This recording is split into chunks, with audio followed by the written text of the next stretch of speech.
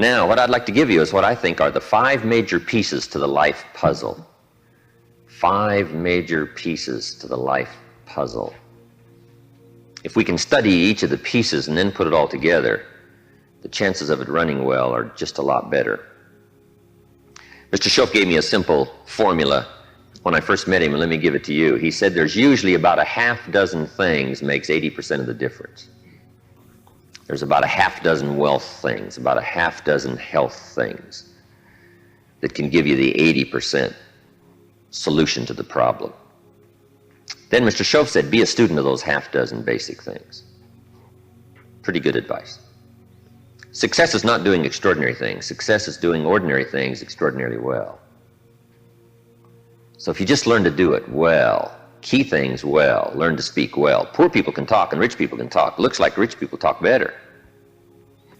Learning to speak is called survival. Learning to speak well is called success.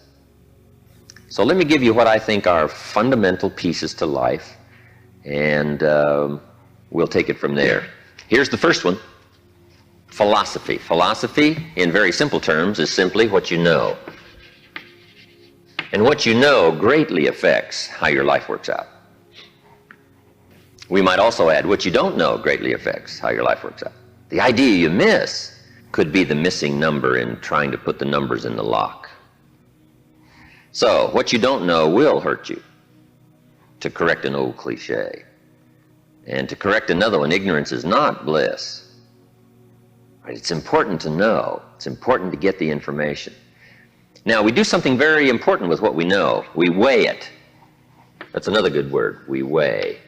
Weigh everything before you do it, before you buy it, before you try it. Make sure you weigh it. Everything you get ready to do, you got to decide whether it's a major or a minor, and you don't want to give minor things major time. You don't want to give something insignificant significant amounts of your energy. So we simply use the phrase, weigh before you pay. Sophisticated people learn to weigh everything. And what we all need is a good set of mental scales to weigh everything. What if you got information and your mental scales were off and insignificant things to you were significant? Wouldn't that be a major handicap the rest of your life? When you weighed something, important things weighed unimportant, we would call that a great handicap.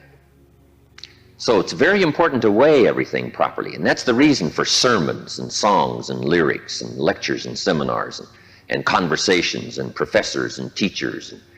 It's one of the reasons why we converse with each other, and we debate and we think about and we ponder and we perceive and we weigh and we try to find out where the values are. Because you don't want to proceed and give big chunks of your life to something that's insignificant. Okay, so we get information, we weigh it, then we come to conclusions about values. Big question in forming your life, where are the values? What is important? What should weigh heavy on my mind and I should give it significant time and significant energy and significant money? Schoaf said to me, poor thinking habits keeps most people poor. Not poor working habits. Most people work hard, but they don't think hard. They don't use their mind to really try to perceive where the values are so that they don't waste any time. It's easy to spend big chunks of your life on insignificant things. It's one of the major pieces of the life puzzle. What you think about, knowledge, how you weigh it, the conclusions you come to, the values you've perceived, thinking. If you really want to help somebody change their life, you have to start changing their mind, change their philosophy, change how they think. Somebody says, well, just motivation, that'll do. And the answer is no, motivation won't do it. If a guy's an idiot and you motivate him, you got a motivated idiot. Right? Say, no, that's not what it takes. Now, it's very easy to make errors in judgment. Errors in judgment. I'm now teaching people, even after they're out of school, university, college, they should read at least 1 or 2 books a week. It's easy when you get out of school, right, and get a job to just sort of let that all slide, not keep up the learning process. But if you don't keep up the learning process, a lot of values become fuzzy if you don't keep trying to perceive what's important, what's not important, and then start spending major effort on minor things. So we have to keep learning. What if a guy spent his book money on donuts? Right? We would call him greatly deprived mentally. In 10 years, the guy's bought 2 tons of donuts and only 2 books, right? Mostly with pictures, right? And he wonders why his life isn't working well. Reason. After he got out of school, he didn't keep up the flow of ideas that can help to refine your business and help to refine your decisions and help you come to better conclusions. You've got to keep up the learning curve, even after you're out of school, to make sure that you're not making errors in judgment. The reason why most people wind up average at age 40 instead of rich is simply an error in judgment about what to do with your money. What would you suggest a 15-year-old start as a plan to do with their money so that by 40 they're rich instead of average? You've got to have a good plan, right? If you start making errors early with your money, those errors can make your life mediocre instead of rich. You wind up with pennies instead of fortune. And you wind up with crumbs instead of a feast, simply because early you made errors on what to do with your money. The guy says, well, it's only $10. So what does it matter what I do with it? And the answer is, that's when it really matters, is when you don't have much. The guy says, oh, if I had a fortune, I'd really take good care of it, but I've only got a paycheck, so I don't know where it goes. We call those great errors in judgment. It's so important to make sure you've got a good plan when the amounts are small. But it's easy to make errors. It's easy not to know. It's easy to miscalculate. And if you miscalculate, some things keep adding and adding and adding. I got a good phrase for you. Life is accumulative. Good phrase to know. Life is accumulative. Our errors either accumulate into what we don't get, or our wise decisions accumulate into what we do get. Now, the key is to correct the errors as early as possible. Fortunately, Mr. Schoaf caught me at age 25, started asking me major questions. At age 25, he said, Mr. Rohn, how long have you been working? And I said, I've been working 6 years. I started working when I was 19. He said, well, 6 years. How much money have you saved and invested in the last 6 years? I said, not any. He said, who sold you on that plan? Wow, 6 years is enough time now to check and see if you've got a good financial philosophy. And the time to catch the errors is early. So Mr. Schoaf started asking me those tough questions at age 25. How about your money? How about your resources? How about your investments? And you say, well, I've got plenty of time to worry about that and be concerned about that later. And the answer is probably not. Now's the time to fix it. Wherever you hear the good information, that's the time to start fixing it. So we're teaching kids now a good wealth philosophy. Starting at age 15 will make you wealthy by age 40, 45 at the latest if you're a little slow. Start doing wise things with your resources.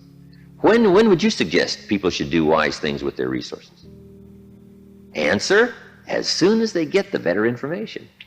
Now, you can't do what you don't know, but the key is to keep learning so that good ideas keep occurring to you. Now you can do more wise things, okay? But philosophy is where it all begins, what you know. Now, to know wise things, you simply have to study, as you're doing. Keep up the reading, keep up the conversations, keep up the listening to lectures, keep going through the information, keep stashing it away, taking the notes, right? There's no better way to adjust your philosophy than to have a continual flow of ideas. But that's the first piece of the life puzzle, philosophy.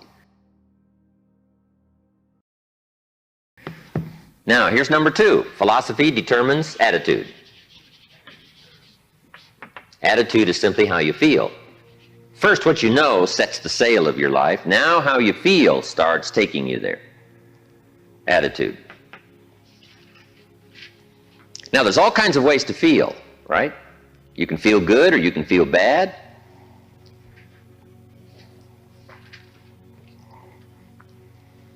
Here's one attitude. If this is all they pay, I'm not coming early and I'm not staying late on the job.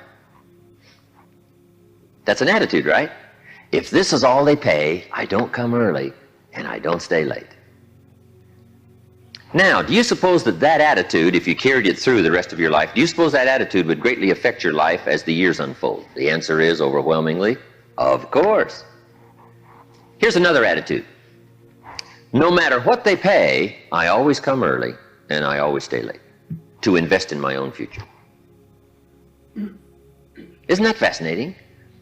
Attitude is by choice. You can either choose to come early or you can choose to come late.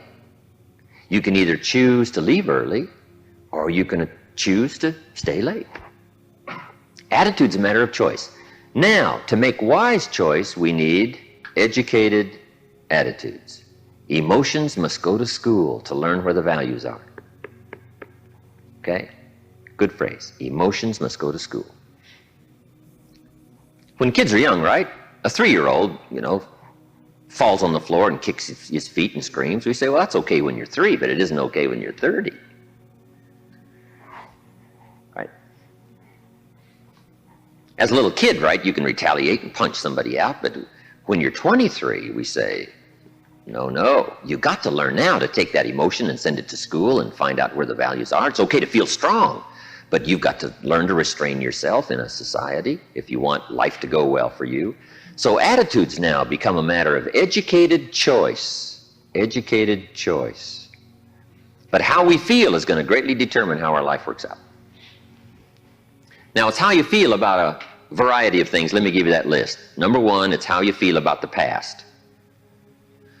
Now, when you're young, you haven't got that much past to feel about, but I'm sure you've had some ups and downs. You've had some wins and losses. So part of our attitude is based on how we feel about the past. Some people are still carrying the burdens of the past. They're affected by some difficulties, some losses, whatever. They're carrying it around like a burden. Instead of using the past as a school, they're using it as a threat to their life. So part of it is solving the attitude about the past, how you feel about it.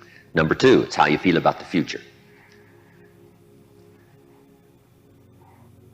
Facing the future, very important, key part of our life. Now, there's 2 ways to face the future. Here they are. 1, anticipation. That's one way to face the future, anticipation.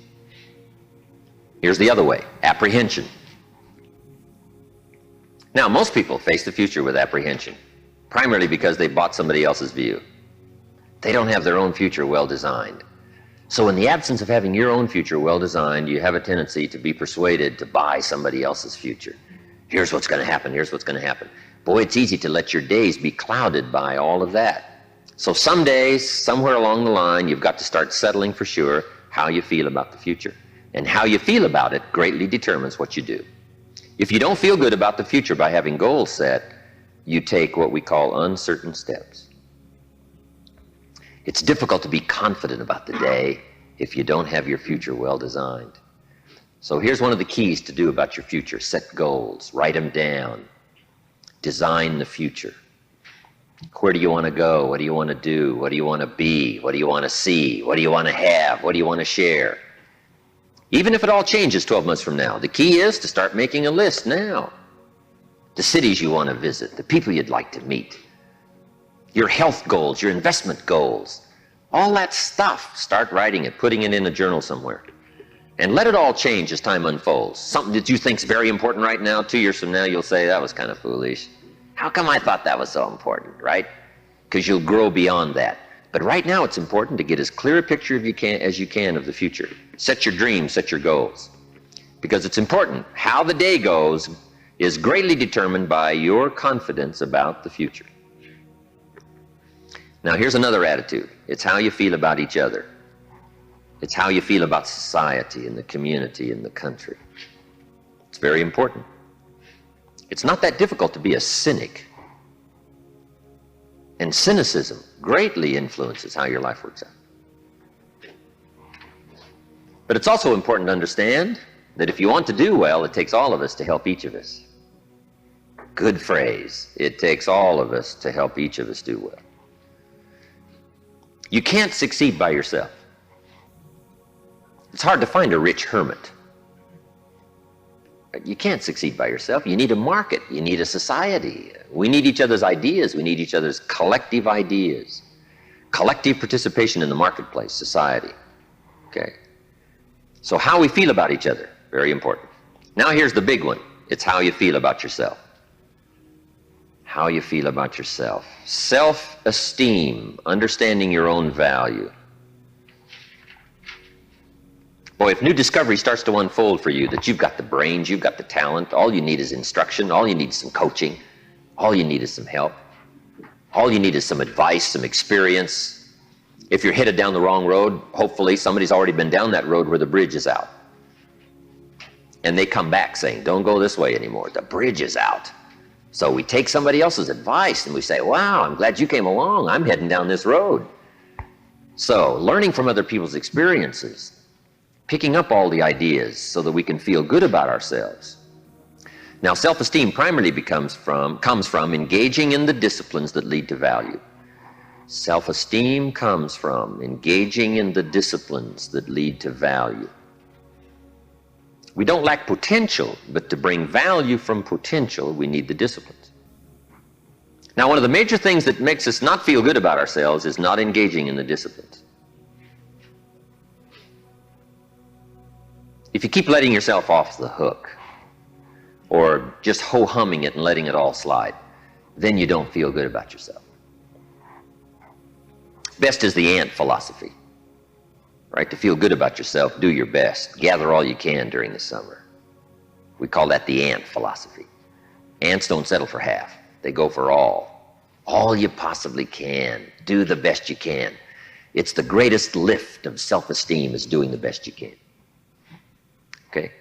So attitude plays such an important part in the 5 pieces of the life puzzle. Now, what's next? Number 3. First is philosophy. Second is attitude. Philosophy and attitude determines activity. Activity is what you do. Key phrase, success is a doing. You actually now have to do it. It seems as though God has designed that the major part of the value of our life is left to our own mental genius. You've got to decide what you want to become. Then you simply have to go do it, engaging in the disciplines. Now, the activity part is so important. How hard should you work when you get ready to labor, when you get ready to try to be successful in the marketplace? How many days should you spend? How hard should you work? Well, let me give you an Old Testament phrase to consider. It says, 6 days activity, 1 day rest. Now that's called a philosophy on activity. Right? What should be the ratio of rest to activity? Old Testament suggests 6:1. Now I know that goes back a long ways. Some people said, no, 6:1's old-fashioned. 5:2 is better. Well, you got to take a look at 5:2 and see if it's okay. You don't just want to buy somebody's philosophy without seeing if it leads to fortune, and if it leads to unique things, wonderful, it's probably good. But you have to check out if 5:2 is okay. Would 4:3 be better? I don't know. You got to check everything. I do know this, good phrase, don't rest too long. I got a good point for you. Make rest a necessity, not an objective.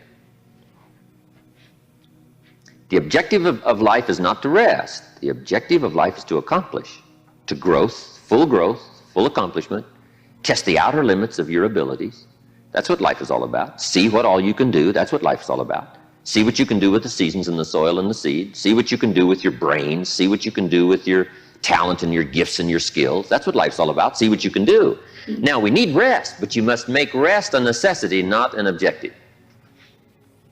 If you make it an objective, you start falling into what we call the average syndrome, right? People who live mediocre lives are always looking forward to getting off. Successful people are always looking forward to getting on. Successful people don't want off. They want on. They want to get on with the job. They rest only enough to gather strength. So consider that in your argument, in your debate on how hard should you work. Let me give you another Bible philosophy. My parents made sure I was a pretty good scholar by the time I was 18. And I'm an amateur on the Bible. But here's another good philosophy. Whatever your hands currently find to do, do it with all your might. Whatever you're doing, Do it with all your might. We call that philosophy on activity. How hard should you work? As hard as you can in the time allotted to labor. In leadership, management, lectures we teach, when you work, work. When you play, play. Don't play at work. And don't work at play. Right? Make best use of your time. When you're working, pour it on. And when you're playing, have a good time. But don't play at work. Okay? So, activity, very important piece in this whole life puzzle in working. So, you've got to test how hard you can work. Part of it is physical, your own physical limitation. Some people can take 14 hours, no problem. Some people 10 stretches pretty much their physical limitation. So everybody has to sort of decide how hard you can work, how much time you can put in. When you come to university, right, you got to sort of find out how much workload you can handle, how many classes can you go through, how much can you unravel, how many study hours do you need, how much effort have you got, when are you going to run out of gas, right, and you need to replenish the supply. So we all have to study our own activity habits. But let me give you what I think is the best philosophy. It is simply do the best you can. In activity, we call it doing your best. A man asked me one time, he said, I'm making about $50,000 a year, isn't that enough? What would you tell somebody? A businessman said to me. He said, my kids aren't starving, and he said, I got my bills paid, and he said, we're doing pretty good, and I'm making about $50,000 a year. Isn't that enough? He asked me. What do you suppose I told him? I said, yes, it's enough if it's the best you can do. We don't call an amount enough. We call your best enough. I said, if you're capable of making $500,000 a year and you make $50,000 a year, we call you loser. And we don't call you loser because of the difference between $50,000 and $500,000. We call you loser because you're not doing your best. If you do your best and you make $10,000 a year, that's enough. If you do your best and you make $1 million a year, that's enough. Enough is not the difference between 10,000 and 1 million. Enough is simply doing the best you can. So that's the key to the good life. When the day is finished, if you say, did I do my best?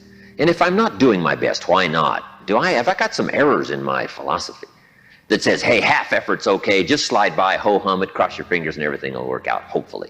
Say, no, I don't want to take those kind of chances. I don't want to drift. Okay? So activity. Just put a big question mark on activity and say, here's a major piece of life to keep checking.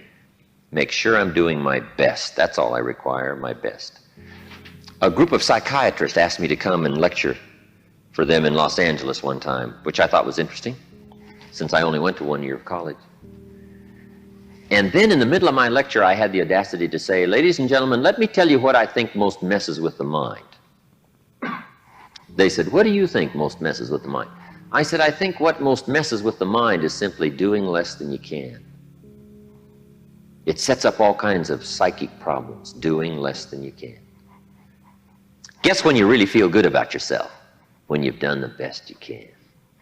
You don't even have to win the full prize if you do the best you can. We call that the ultimate winning, doing the best you can. Wow, there's nothing like the soaring self-confidence that comes from putting out what we call full effort. In whatever you do, it's called full effort. Philosophy, activity, attitude leads to number 4, results. And that's what life is all about, putting the first 3 together. Good philosophy, attitude, high activity to get the ultimate called results. I got a good phrase for you. Results is the name of the game. Now, the challenge of life is a very simple phrase. Let me give it to you. I think you'll find it interesting to at least ponder. The challenge of life is to make measurable progress in reasonable time. Measurable progress in reasonable time. First, we don't want to be unreasonable with time. If you and I agree to do something, 5 minutes later I'm asking you, how are you doing? You say, I haven't left the building yet. You can't ask in 5 minutes. 5 minutes is too soon. That's unreasonable. Now, if I don't ask you for 5 years, We call that too late. You can't wait 5 years and you can't go 5 minutes, right? We all have to learn what is reasonable time to expect somebody to make progress, to grow, to change, to develop. So all of us have to learn, especially if you're going to become leaders, entrepreneurs, if you're going to have management responsibilities and work with people, you got to understand what is reasonable time. We don't want to be unreasonable with time. But here's what else we expect: measurable progress in reasonable time. How many years should the child spend in 4th grade? Approximately. About 1. You say, well, if they're nice kids, would you give them 3 or 4? You say, no, you can't spend 4 years in 4th grade. It's unacceptable. We put on the family pressure. We put on peer pressure, right? We put on all kinds of pressure. You can't spend 4 years in 4th grade. Now, wouldn't that be interesting if we applied the same kind of social pressure all of our lives? What would be acceptable to society for wise investments to have been made by age 30 so that you can really properly take care of yourself and your family? Somehow we've missed those standards, right? Shouldn't it be popular to be wealthy by age 40? And shouldn't we look at somebody who by age 45 is not at least financially independent saying, where have you been? Tibet? Or Bangladesh you probably have spent. You mean you've been here all this time? Right? Shouldn't we make it a bit unacceptable not to be well off in what we call reasonable time? But what if a guy spent his potential fortune on non-essentials from age 15 to age 45? Shouldn't we call that unacceptable?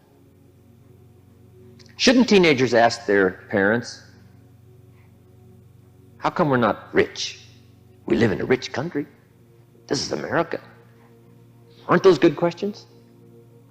How about the wisdom of a good plan versus a poor plan? What if a man was a farmer and he ate his seed corn? Instead of planting it, he ate it. Wouldn't we make arrangements to go get his children? And say, the kids aren't safe. The man's insane. He eats his seed corn. He doesn't plant it. Wow. I just offer that as kind of an interesting question. If we make such pressure demands for 4th grade, why shouldn't we make those same pressure demands for the rest of life? Interesting question, right? Good debatable question. Now, part of it is society eases back on us as far as ongoing demand of results. But here's what I'd ask you to do. Make the demands on yourself. I'm asking you not to let yourself off the hook. Society will let you get by with far less than you want to be. When you get out of university, how many books will the community demand that you read every month? Approximately. About none. So if you're going to do the extra reading, guess what? You've got to develop that philosophy and put that pressure on yourself. But what I'm asking you to do is take a good look at results. Now, another reason why we look at results at age 25, results at age 30 on a wide variety of things, health and wealth and culture and sophistication and lifestyle and uniqueness. We keep checking all those results. Here's why. To see if there's any errors in activity. Guess how easy it is to make errors in activity? It's easy. We teach in our leadership series, don't mistake movement for achievement. Boy, sometimes it's easy to be faked out by being busy. The guy's busy 10 hours a day, but he's going in figure eights. The guy's not making progress. He's stalled, but he's busy. And he thinks being busy is going to do it. Say, no, you got to be busy doing the right things. So maybe you need activity fixed. Maybe you need attitude fixed. Who knows? The guy who says, since they don't pay well, I come late and leave early. We say, John, that's going to affect you all your life. And you've probably got the results to show it. Or maybe we need a correction of philosophy. That's why we check results. Now, here's the last piece in the life puzzle. It's called lifestyle. Lifestyle is simply how you choose to live. We call lifestyle the genius of living well Now, here's what's exciting about lifestyle. As a subject of one of the major pieces of the life puzzle, all of us can choose, especially in this country, all of us can choose how we wish to live. Guess what you can get from your money? Joy or animosity. However you wish to live. A father takes a $10 bill and wads it up and throws it at his son and says, if you need the darn stuff that bad, take it. We call it money without style. The father's got the money, but he doesn't have the style. He studied economics, but he didn't study happiness. So let me give you the phrase. Happiness is an art, not an accident. Some people have figured out things economically, but they haven't figured out lifestyle to live well. Culture is a study. It's not an amount. Somebody says, if you have an amount of money, you'll be cultured. And the answer is no. Cultured is a study. Culture is a refinement of the mind. To be cultured, you must study culture and practice culture. Money doesn't solve the culture challenge. Money doesn't solve the happiness challenge. To be happy, you got to study and practice happiness. And Mr. Shove taught me all the simple ways to get joy from substance. A sophisticated gentleman knows that a rose on time is more valuable than a $1,000 gift too late. It's not the amount that counts, it's the genius that counts. It's the ideas that count. So here's what I'm challenging you to do. How to be happy with what you've got while you pursue what you want. And I'll give you time to make a note of that phrase because I think it's so important to wrap it up. How to be happy with what you've got while you pursue what you want. So I would challenge you in the last piece of the life puzzle, find ways to live uniquely. Now, if you look at your life on all these 5 pieces, this is why I'm asking you to just go back through and review these notes. How am I doing on philosophy? Are there some things I don't know? Am I making some errors in judgment that's going to bring me to no good end, right? 3 years from now, 5 years from now. Key phrase, 10 years from now, you will arrive. The question is, where? Good question, where?